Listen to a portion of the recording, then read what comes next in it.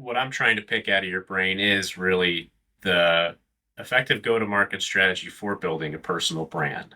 As you're getting started and incubating it. Welcome to the Value Factory Podcast, brought to you by OneAccord. We're all about helping businesses thrive and grow through leadership, strategy, and meaningful impact. Now, whether you're a seasoned executive or just starting out, our goal is to provide insights and inspiration to help you navigate your journey. Thanks for tuning in. All right. Well, here we are. We are in the Value Factory. One of our first episodes. I'm delighted to have Ryan Schope. It's Ryan Schope, right? Yes. So sometimes I want to say Shoppy. I'm kidding it. Shope. Ryan and I have some history. Hopefully we'll get into that. Maybe we won't. I don't know. But we're having this conversation about digital marketing and growing brands and what we're planning on doing at OneAccord and what he's doing with his brand and his businesses. It's super exciting. So I thought we'd bring that conversation here. Ryan, thanks for being here. Yeah, well, I'm happy to be here and happy to pick your brain too. All right. So we were just in the midst of having this conversation about social media and branding. And your question was, where did we start? Yeah. And I was trying to draw this figure of, and in my mind, I think of like a racetrack or swim lanes. And if on the bottom lane, it's awareness, and then we have consideration and decision. I think the marketing guys would tell me this is, so we start with awareness and we're running down that track. And then some people want to shift or jump lanes into consideration and they leave awareness behind.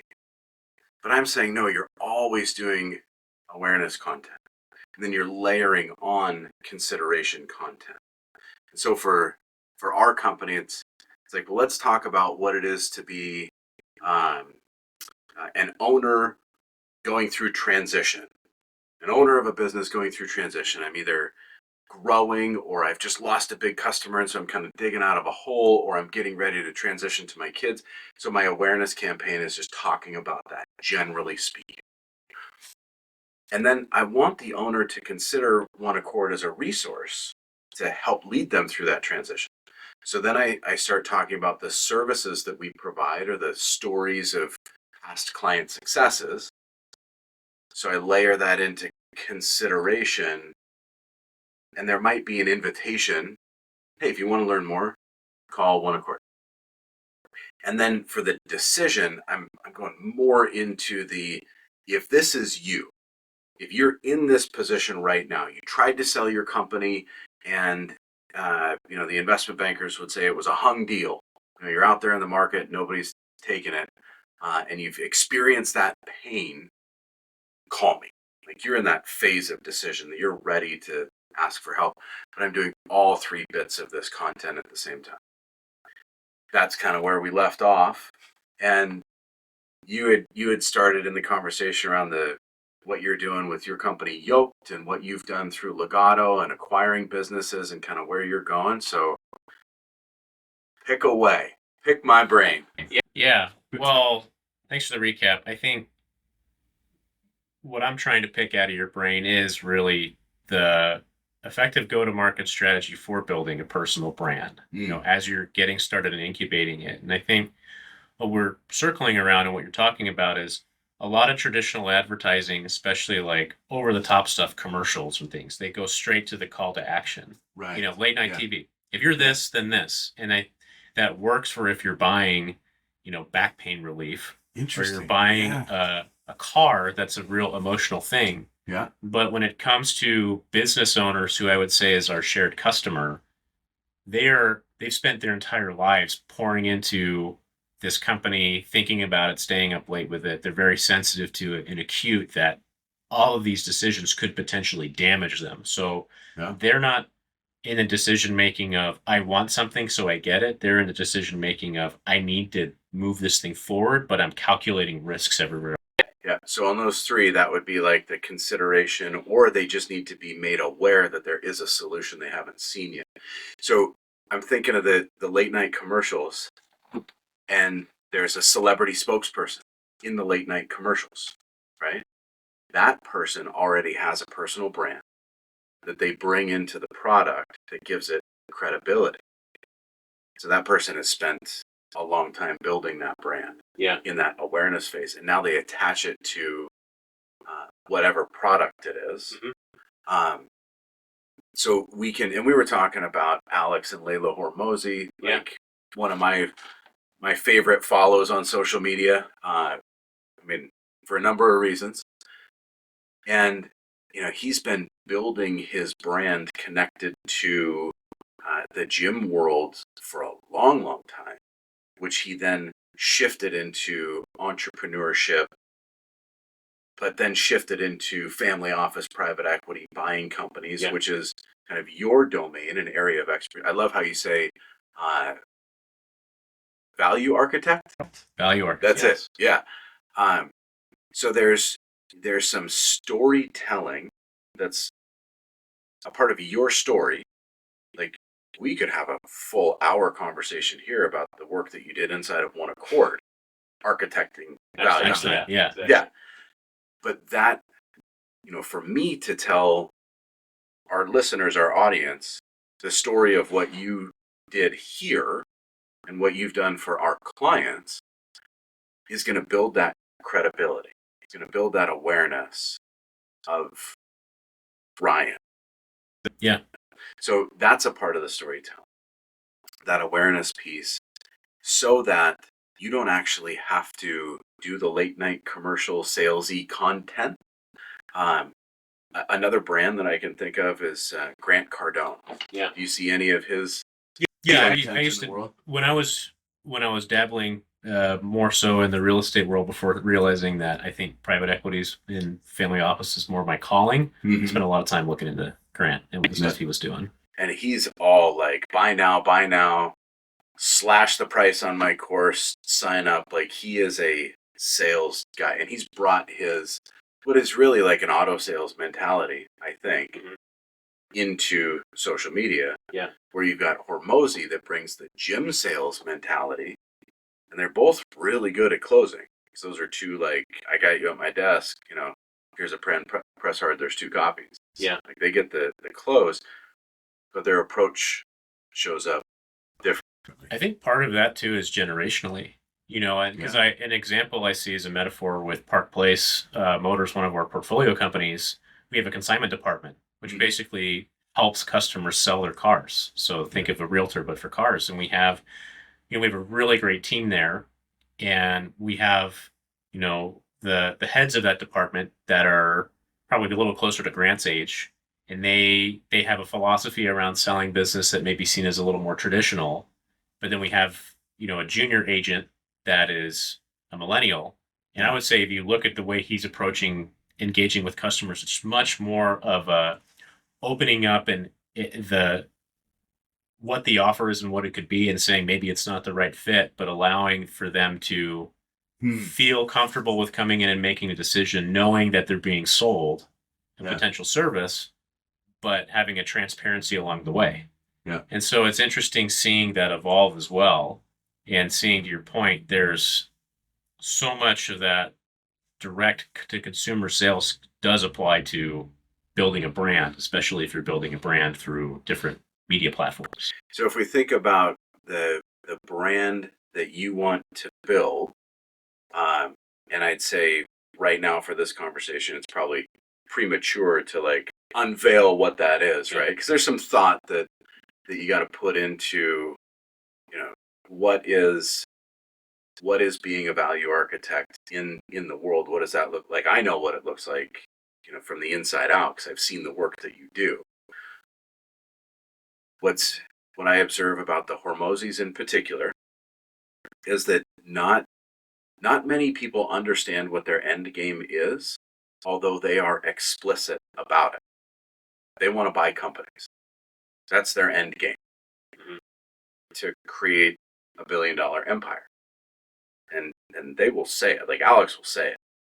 But they've got all this content, and they do their workshops, and they do their VAM, I think it's called, their value, whatever. They've got all of this as a funnel to introduce them to companies that they would want to buy. So they've built this whole brand around that particular end goal. So, as you're considering how do I begin to tell my story? What is that brand I'm building? Having some clarity around what the current end goal is.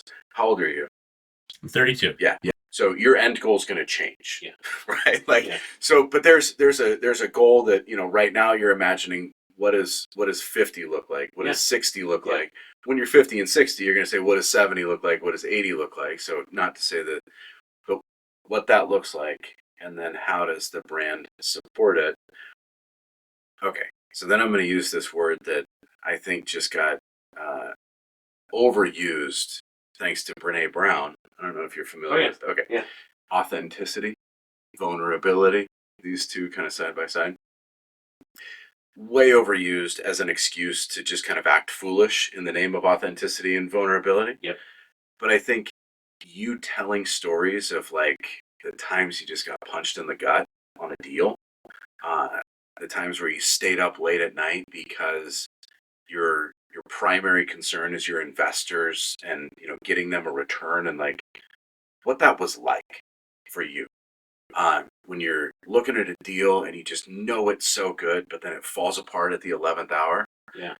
Like those are the authentic and real stories that I think can be a part of your brand storytelling that add credibility into like, okay, well, if I'm an investor and I'm going to write a check to Ryan, I remember that time he told me he was sick to his stomach because, he needed to find a way to hit the numbers for his investors, but he wasn't going to do it. Like these are the things that he was wrestling with. So he wasn't going to cut corners, and like, I can trust that guy. But the only way people are going to know that is if you tell your story. Exactly. Yeah. Yeah. That's it. Yeah. There you go. Yeah. We're done. Right? That's it. No, it's really good.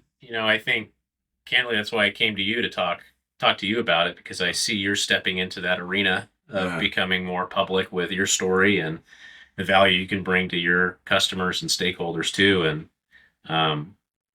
I think there's a lot of power in that, especially in a world where everyone's so isolated now. We try to get coffees as much as we can, but the reality is that the most direct way to get information is through the social media channels for everybody. And I think you can have your personal opinions on if that's good or bad, but the reality is that's the way it gets out there. It is. And so you have to do it. I mean, how many of our previous generation would trust the name Walter Cronkite? Everyone. Right? So we have a new medium, but the experience is the same. There is a subject matter expert or a trusted individual that's delivering content. I mean, professors in colleges, teachers in schools, pastors in churches. We're being taught all the time. We're hungry to learn. And so this is just now we get caught up in a bunch of other noise in the feed from time to time. But yeah, it's actually pretty crazy. Like it's a democratization of discipleship, right? Everyone can have the platform, whereas it was so limited before. Yeah. But it is the Wild West because there's so many of those gurus that aren't putting out good content, but then there's also so much stuff that's just, taking up your mind space or junk food in your feed. Yeah. But 50 years ago, you and I would have never been able to probably step into what we're doing. Right. Without walking through an institution. Yeah. Right. And spending 30 years on that ladder and then, staying in a specific city to walk through. I can access story and data and information beyond whatever I could even consume. Right. I can access it, but I can't consume it. So becoming a trusted voice in that as the account or the platform or the the handle, right? The at OneAccord on Twitter, right? Positioning that way, I think it's like non-negotiable. Like a firm has to have a presence. I would say nobody watches cable news anymore, or channel 4, 5, 7, or 9, or whatever they are anymore. Yeah, we get we consume on YouTube, and whatever platform is going to come out next. So being there, yeah.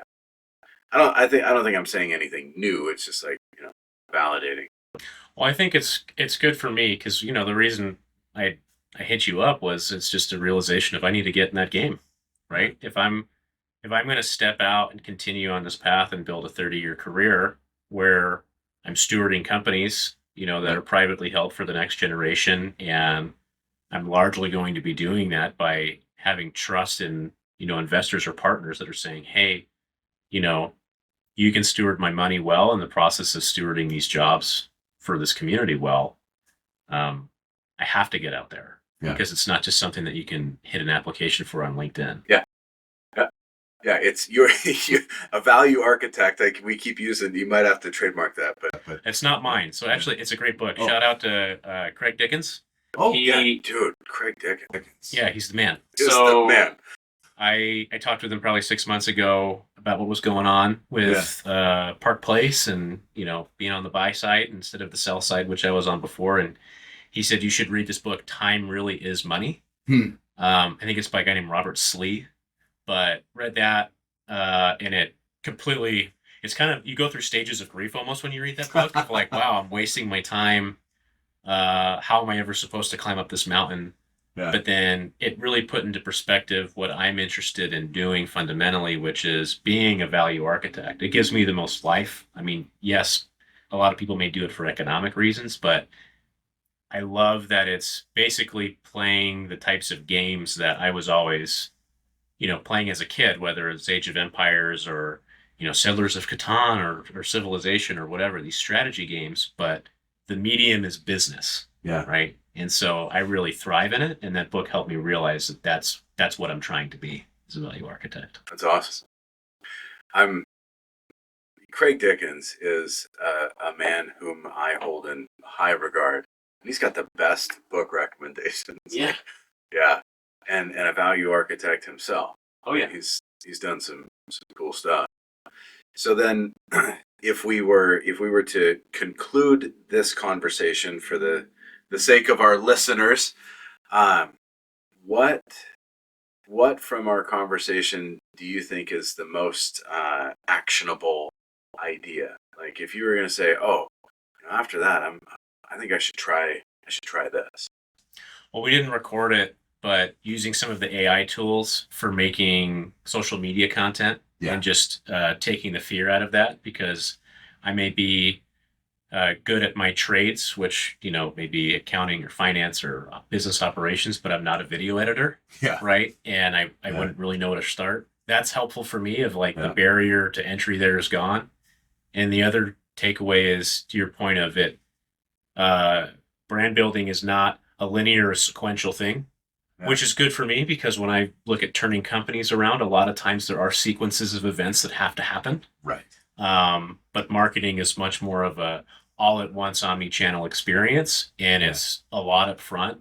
But if you can get, in that what I'd call rhythm of creating, right, where it's like it may be a big lift up front to start creating awareness content or the different tiers going towards taking action.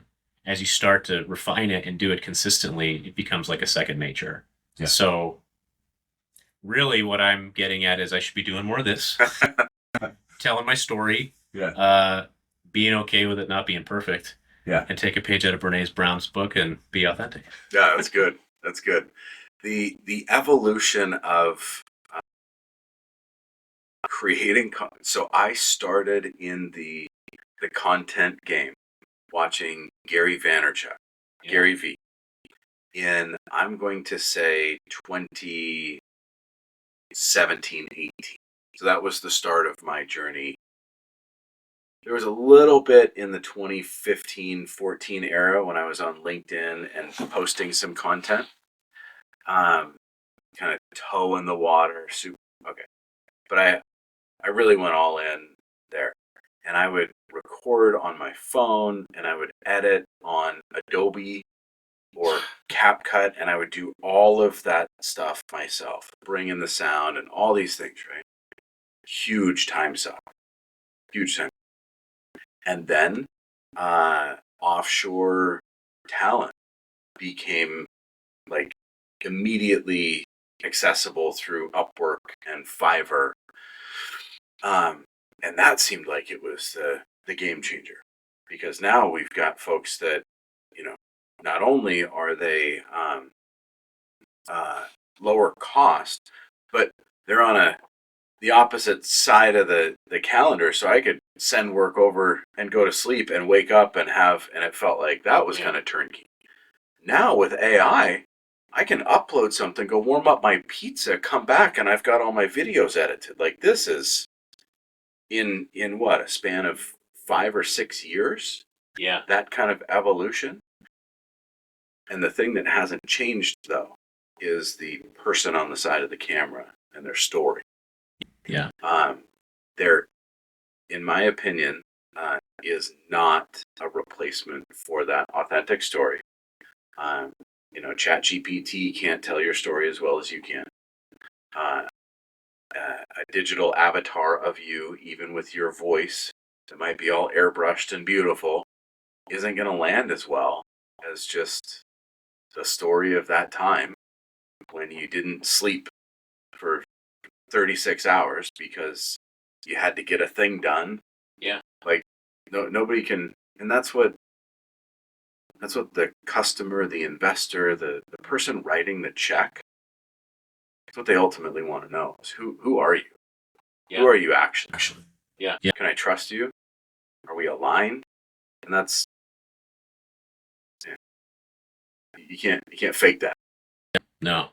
It's funny. I was, maybe I'll start sharing these stories. About 3 months ago, I was really having some late nights, scratching my head, trying to figure out how to get out of a jam, and feeling a little beaten up too in the process of it. And one of my wife's Paige's clients mailed us a little picture of Teddy Roosevelt's Man in the Arena speech.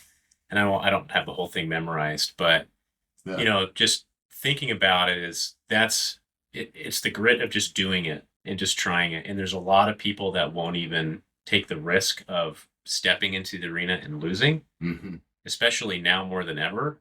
And the crazy thing is it's easier now than it's ever been. Yeah. And that microphone may have changed, and it's easier and more accessible for us to get the microphone, but you still have to be that person that's in the arena getting the mud and blood on themselves for people to see. Yeah. So I'm excited. So that's a good one to close on. Appreciate you, man. Yeah. Good stuff. All right.